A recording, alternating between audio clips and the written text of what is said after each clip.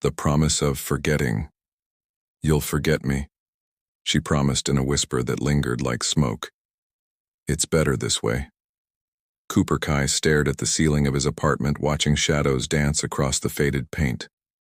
The memory haunted him still, her voice a phantom that wouldn't fade away.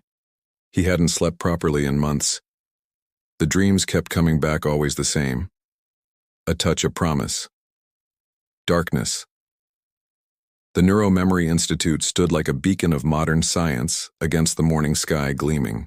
With possibility, Dr. Aya Chen adjusted her lab coat in the elevator reflection, her dark hair pulled back in a tight bun, revealing sharp cheekbones and tired eyes. At 36, she had become the leading expert in memory alteration therapy, a controversial field that promised healing for trauma victims. Another session with Mrs. Isabel today. Sarah reminded her, handing over a tablet, and you have a new consultation at 11. Dr. Chen nodded, taking the device. How's Isabel's progress? Remarkable, Sarah replied with genuine enthusiasm. The targeted memory suppression is holding her nightmares have decreased by 70%. Good. Aya smiled briefly. That's good. The morning passed in a blur of patients and procedures until 11 arrived, bringing with it Cooper Kai. His presence filled the consultation room with restless energy, tall frame unable to settle, dark circles under hazel eyes, betraying countless sleepless nights.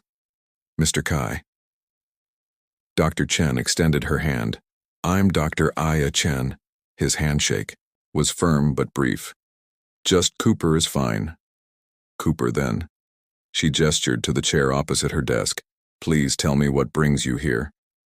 He sat perched on the edge as if ready to flee. I need to forget someone. Dr. Chen had heard this request countless times from heartbroken lovers, grieving parents, traumatized soldiers. She kept her expression neutral. That's what many people think they want. No. Cooper leaned forward. You don't understand. I need to forget her completely. She said I would forget her, but I can't, and it's driving me insane. Who is this person? His eyes darted away. I don't know her name.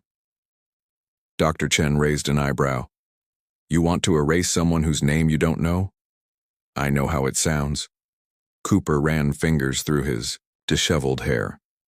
But when she touches me, everything changes. I remember things that never happened. I see places I've never been. And then she's gone, and I'm left with these fragments that don't make sense. Mr. Kai Cooper. Aya set down her pen. Our procedure is designed for verified traumatic memories, not dreams or possibly delusional episodes. They're not delusions. His voice cracked with desperation. Please just look. He rolled up his sleeve, revealing a strange mark on his forearm, a pattern, like bruised fingerprints in an unusual purplish hue. Dr. Chen froze. Something about the mark stirred a distant memory in her own mind. She found herself reaching toward it, stopping just before contact. How long have you had this? Since the first time she touched me, Cooper whispered. 3 months ago, and every time I see her it gets darker, but nobody else can see her. Just me. Aya felt a chill run through her professional detachment, wavering. I'll need to run some tests before we discuss any treatment options. As Cooper left the consultation room, Sarah appeared with concern etched across her face. Everything okay? You look like you've seen a ghost. Dr. Chen stared at her notes where she'd unconsciously sketched a familiar symbol. Maybe. I have, she murmured. Maybe I have. Echoes of touch. The laboratory hummed with quiet energy as Dr. Chen studied the results before her. Sarah moved between workstations, checking readings from the neural imaging scanner, while Cooper sat motionless inside the glass chamber. His eyes, closed electrodes mapping the electrical patterns of his brain. These readings can't be right, Aya muttered, tapping the screen. Run it again. Sarah glanced over her shoulder. That's the 3rd time we've run the scan. The patterns aren't changing. The neural maps displayed on the monitor showed impossible activity areas of Cooper's brain lighting up in sequences that defied conventional neuroscience. Most concerning was the unusual activity in his limbic system, particularly the amygdala and hippocampus, where memories form and emotions process. His brain is showing patterns consistent with someone experiencing a memory in real time. Dr. Chen explained quietly. But these aren't normal memory formations. They're too structured, too perfect, almost like what? Sarah asked, like they were placed there. Aya finished her thought with unease. The chamber door slid open with a soft hiss. Cooper emerged, looking drained, his skin pale against the clinical white of the examination gown. Did you find anything? He asked, hope and fear tangled in his voice. Dr. Chen hesitated. Your brain activity is unusual, Mr. Kai. There appear to be memory structures that don't follow typical formation patterns. Meaning whatever you're experiencing might not be delusions, she admitted. But I can't explain what they actually are either. Cooper's shoulders sagged with relief. So you believe me? I believe something is happening, Aya clarified. Whether it's what you think it is, I can't say yet. That evening, Dr. Chen remained in her office long after others had left. The facility grew quiet, save for the constant electronic murmur of equipment. She reviewed Cooper's scans, again comparing them with other patients' data. Nothing matched. A soft knock interrupted her concentration. Sarah stood in the doorway holding 2 cups of coffee. Thought you might need this, she offered, placing 1 cup on the desk. You've been staring at those scans for hours, Aya accepted with a grateful nod. There's something familiar about these patterns, but I can't place it. Sarah settled into a chair. You think his story is true? About this mysterious woman who touches him? I don't know what to think. Dr. Chen admitted, sipping the hot liquid. But that mark on his arm isn't psychosomatic. The tissue changes are real. Do you think it's dangerous? Should we alert security? Dr. Chen considered this. Not yet, let's gather more data first. Later that night, Aya dreamed of purple shadows and whispered promises. She woke suddenly to find herself standing in her home office staring at old research journals. From her early career, pages open to experiments never published, theories abandoned for being too speculative. Her fingers trembled as she traced diagrams that matched Cooper's brain patterns. Exactly. Morning arrived with the weight of unease. Dr. Chen entered her laboratory to find Cooper already waiting, his expression strained. She came again last night, he said without preamble. She touched me and said time was running out.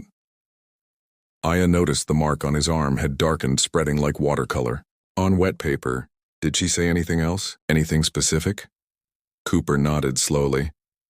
She said you would remember soon, that you already know what's happening. The words sent a chill through her. The security door behind them opened as Sarah arrived, her usual cheerful greeting dying on her lips when she saw their expressions. What's happened? I think we need to try something unconventional, Dr. Chen said finally. If these aren't ordinary memories, then conventional therapy won't help. What are you suggesting? Sarah asked, concern evident in her voice. Dr. Chen turned to Cooper. I want to try a neural bridge, an experimental procedure where I connect with your memory pathways directly. It's risky, but it might help me understand what we're dealing with. Will it remove the memories? Cooper asked desperately. No, Aya admitted. But it might help us understand where they're coming from and why this woman wants you to forget her. Sarah stepped forward. Aya, you can't be serious. That procedure was discontinued for causing severe psychological transference. You could end up sharing his condition. I know the risks, Dr. Chen replied, her gaze fixed on the purplish mark on Cooper's arm. But I think I've seen this before.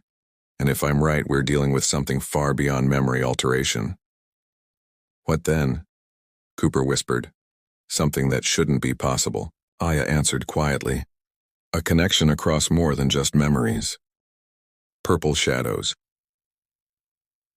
The neural bridge chamber resembled a cocoon of technology, sleek and intimidating. Cooper and Dr. Chen reclined in adjacent pods, connected by a web of sensors and delicate filaments. Sarah monitored the systems, her disapproval evident in every tense movement. This is reckless, she whispered, adjusting the final settings. The ethics committee would shut this down in seconds. Dr. Chen met her assistant's worried gaze. Then it's fortunate they won't know until after we've finished, isn't it? Sarah's lips pressed into a thin line. Neural synchronization initiating in 30 seconds. Cooper turned his head slightly toward Aya, his voice barely audible. What should I expect? Focus on her, Dr. Chen instructed. The woman, the touch, the memories. Let them surface naturally. Don't resist. The countdown ended with a soft chime. Aya felt the familiar cold rush of the neural interface chemical flooding her system, followed by warmth spreading through her consciousness.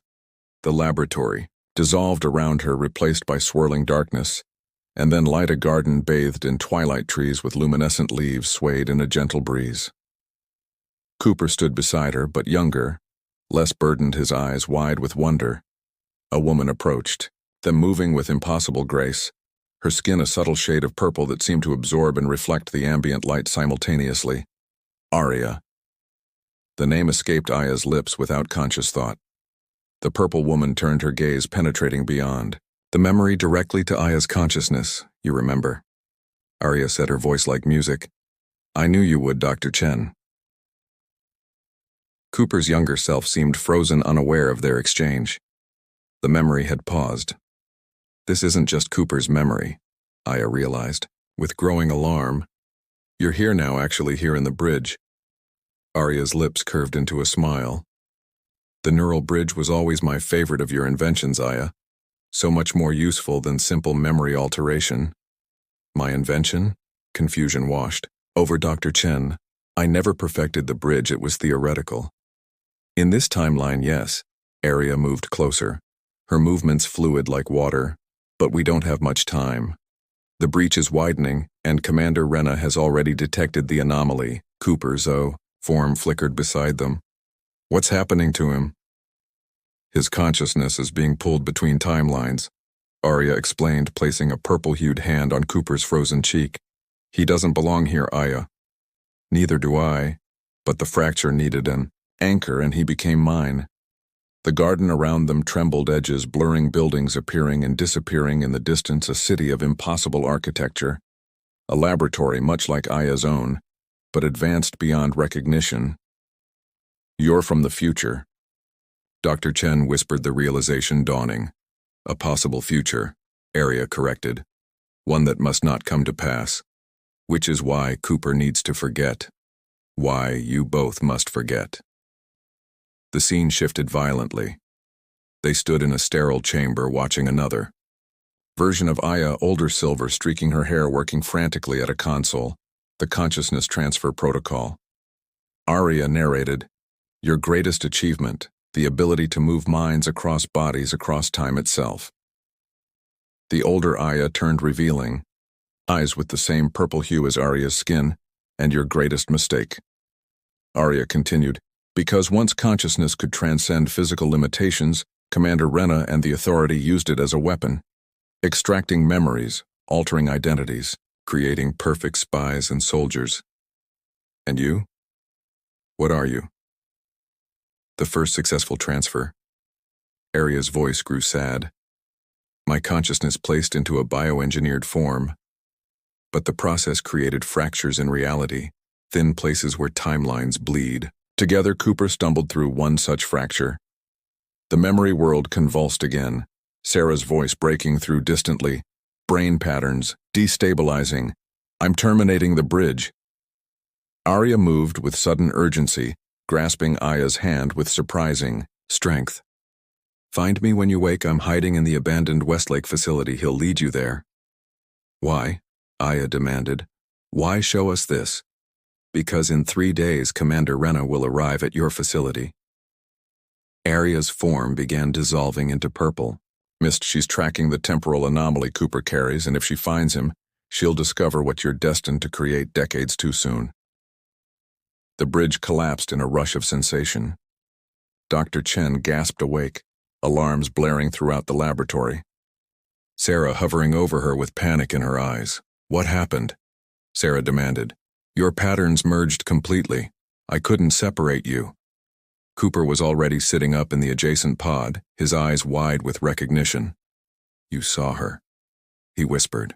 You saw Arya. Aya nodded slowly, the impossible memory of her older self burning in her mind. She's real, and she's here in our time. We need to find her, Cooper said urgently. Before they do. Before who does? Sarah asked, looking between them, Doctor. Chen disconnected the sensors from her temples, her decision already made. Before Commander Rena arrives, she's coming for Cooper, and apparently for me too. Aya, you're not making sense, Sarah protested. Who's Commander Rena? What happened in there? The future, Dr. Chen answered, gathering her belongings, or at least a version of it, and we have 3 days to prevent it. The unraveling. The abandoned Westlake facility loomed against the night sky, a concrete skeleton of forgotten research. Dr. Chen, Cooper, and a reluctant Sarah approached cautiously, flashlights cutting through shadows. This place was decommissioned years ago, Sarah whispered. After the quantum resonance accident. Cooper stopped suddenly, his arm glowing with a faint purple light. She's here. They followed the pulsing mark through corridors until reaching a sealed laboratory door. Numbers flickered across the electronic lock unprompted. It's letting us in, Aya murmured. As the door slid open, Aria stood inside, surrounded by makeshift equipment, her purple form more solid than in the memory bridge. Her eyes met Aya's with recognition. You came, she said simply. We need answers, Dr. Chen demanded. The complete truth. Aria nodded. The technology you're developing will eventually create me, but Commander Rena corrupted your work, turning consciousness transfer into something terrible. So you came back to stop it? Sarah asked skeptically. To alter the timeline, yes. Aria confirmed. Cooper was never supposed to be involved. He accidentally crossed through a fracture I created. Cooper stepped forward. Then why make me forget you? Why not? Just tell us? Because knowledge of future technology is dangerous. Aria's gaze intensified. And because Commander Rena can extract information directly from minds. A distant sound of vehicles approaching interrupted them. She's here, Aria whispered, her form flickering. Earlier than I calculated, armed personnel surrounded the building, floodlights blazing through windows. A commanding voice echoed through a megaphone. This is Commander Rena, of Temporal Security Division. Surrender the anomaly. Immediately, Aya looked to Aria. What happens if she takes you? She'll extract everything I know, Aria replied grimly, including how to create the transfer technology decades before it should exist. The timeline will collapse.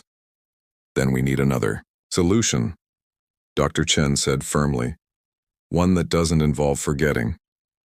Beyond forgetting. Commander Rena strode into the laboratory, her uniform pristine authority radiating from her posture. 4 armed guards flanked her, their weapons trained on. Area Dr. Chen, she acknowledged with cold familiarity. You've saved us considerable effort by gathering the anomalies in one location. These aren't anomalies, Aya countered, positioning herself protectively. They're people.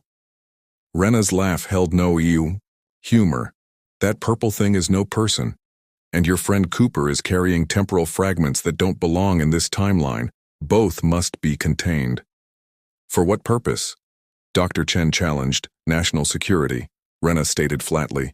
The technology this creature represents is too valuable. Cooper stepped forward, the purple mark on his arm glowing intensely. You can't have her. Actually, I can. Rena smiled thinly. And I'll have you both.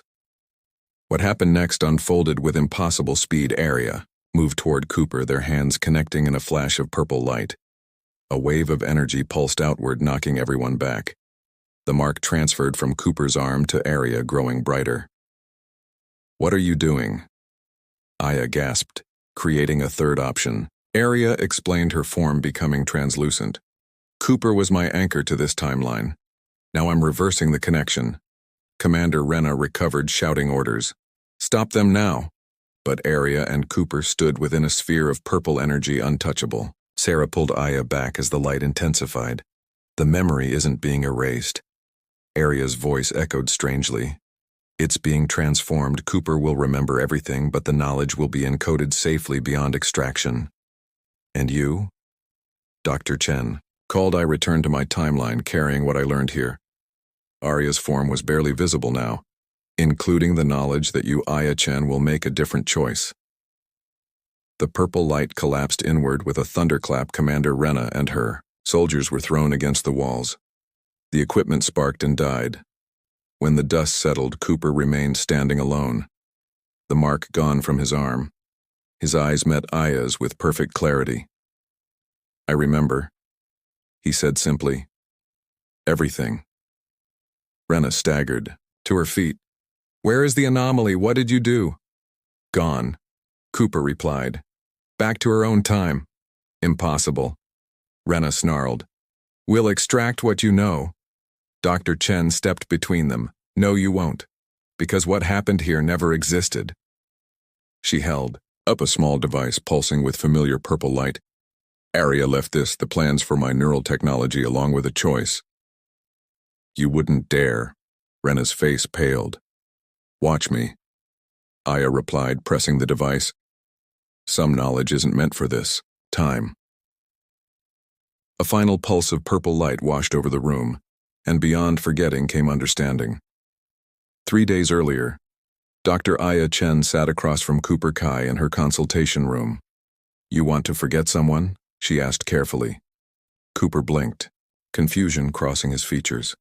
No, that's not it exactly. I need to remember something important. Something about choices and timelines. Aya smiled knowingly. Then perhaps we should begin with remembering, rather than forgetting.